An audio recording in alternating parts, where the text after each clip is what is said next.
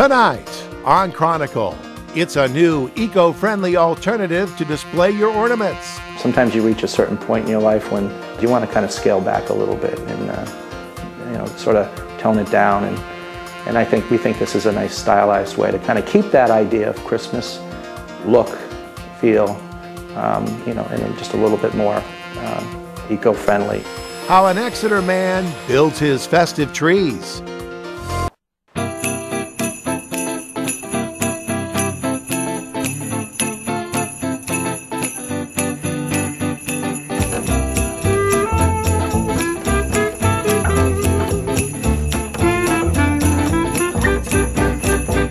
Basically, I have a notebook that I carry with me really all the time, and just during the day, if I have some ideas or I see something, I do a few sketches in here.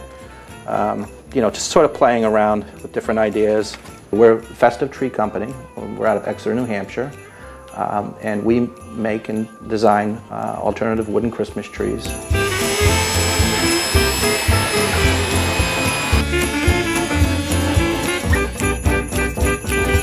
It was Christmas Eve, like I said, around noon, and my 16-year-old son, who's autistic, had asked me where the tree was, and I told him it doesn't look like we're going to have a cut tree this year, and he was pretty disappointed, and I felt terrible. So I basically went into the garage, and I had an idea in my head, sketched it out pretty quickly, and just started on my table saw and bench, and made a prototype, and brought it in the house, and we decorated it and put the lights on.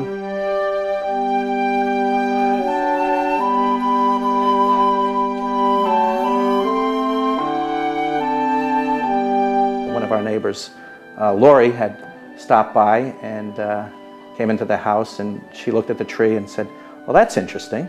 She goes, "You should make those." And I thought to myself, why not? This is the original prototype from circa December 24th, 2010.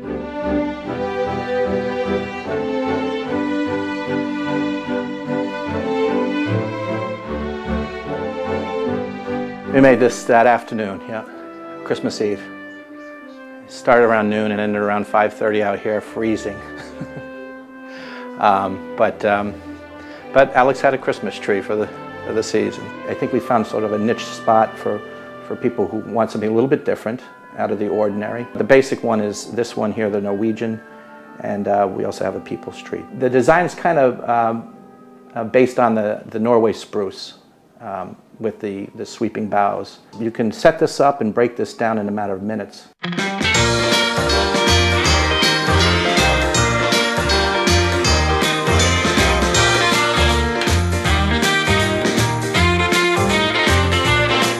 I think cut Christmas trees are great. I have had them for years too, but sometimes you reach a certain point in your life when the kids are kind of grown and on their own, and you just, like I said, you want to kind of scale back a little bit and sort of tone it down, and we think this is a nice stylized way to kind of keep that idea of Christmas look, feel, and just a little bit more eco-friendly. And I like clean, crisp, and I guess my trees sort of reflect that, I suppose.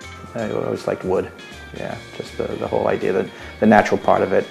And my background is, I graduated as a landscape architect, so the tree connection and the nature and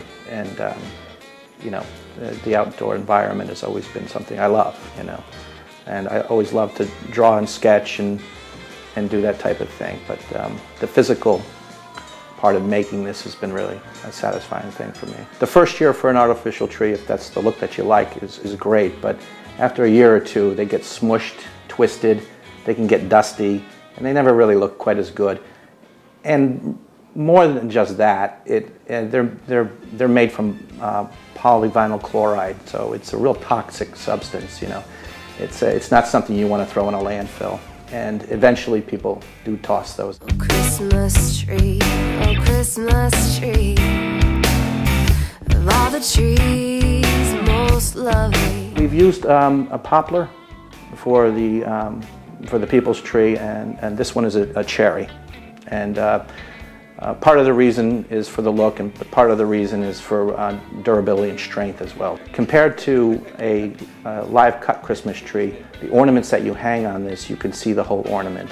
It's not buried deep within sort of the boughs of a real tree or artificial tree, and it also can carry a lot of weight. I think on this one here, I think there's probably 40 ornaments you can put, 40 or so. You know, it's with you from year to year.